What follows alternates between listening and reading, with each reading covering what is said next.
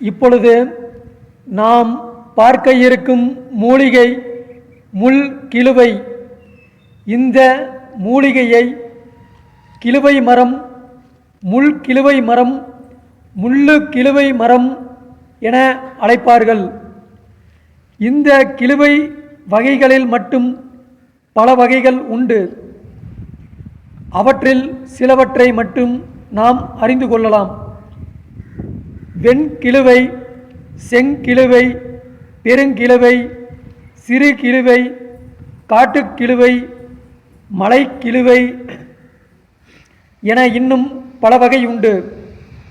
அனைத்து முள் கிழுவை மரங்களும் மருத்துவ குணங்களும் மாறுபட்டிருக்கும். 25 அடி உயரம் வரை வளரக்கூடிய ஒரு மரவகையை சார்ந்தது. இந்த முள் கிழுவை மரமானது நன்கு அடர்ந்து கொடி போல படர்ந்து புதர் போன்று வளர்ந்து காணப்படும். இந்த முள்கிழுவை மரத்தின் அனைத்து பகுதிகளிலும் முட்களை கொண்டிருக்கும். அந்த காரணத்தினாலே இந்த மரத்தினை முள்கிழுவை என அழைக்கின்றார்கள்.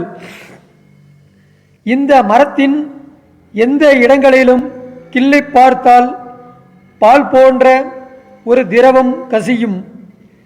இந்த முள்கிழுவை மரத்தின் இலையானது 3 இதழ் வில்வ மரத்தின் இலையைப் போலவே காணப்படும்.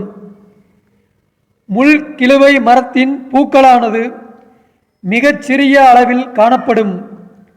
இந்த பூவினை நன்கு கூர்ந்து பார்த்தால் மட்டுமே இதனை காண முடியும்.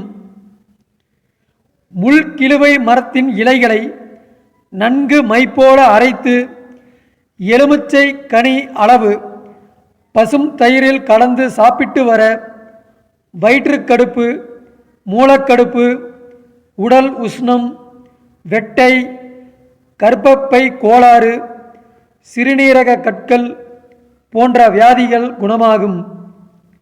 முள்கிழுவை மரத்தின் மரப்பட்டையை ஒரு கைப்பிடி அளவு எடுத்து வந்து அதனை நன்கு நீரில் கழுவி அதனை நன்கு பஞ்சு போல தட்டி கொதிக்கின்ற வெந்நீரில் போட்டு அதனை வற்றச் சுண்டக்காய்ச்சி வடிகட்டி குடித்து வர வெண்குஷ்டம், நரம்பு கோளாறு, பக்கவாதம், கல்லீரல் சம்பந்தமான வியாதிகள் குணமாகும். இந்த முறையை மேற்கொள்பவர்கள் தினமும் 3 வேளை இதனை குடித்து பயன் செய்ய வேண்டும். முள்கிழுவை மரத்தின் பிசினை பசும்பாலில் போட்டு ஊற வைத்து பிறகு அதனை வடிகட்டி குடித்து வர உடல் சூடு, ஆண்மை குறைவு, நரம்பு தளர்ச்சி போன்ற வியாதிகள் குணமாகும். முள்கிழுவை கொழுந்து, அதாவது இளந்தளிர் இலைகளை பசுவின் மோரில் ஊற்றி நன்கு மைப்போல அதனை அரைத்து பிறகு மோரில் கலந்து குடித்து வர வெள்ளைப்படுதல் குணமாகும். இன்றும் கூட கிராமத்தில் உள்ளவர்கள் இந்த கிழுவை மரத்தினை தடுப்புச் சுவராக வைத்து பராமரித்தும் வருகின்றார்கள்.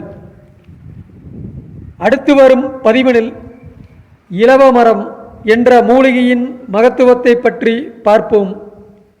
நன்றி, வணக்கம், வாழ்க வளமுடன். ஓம் அகத்தீசாய நம.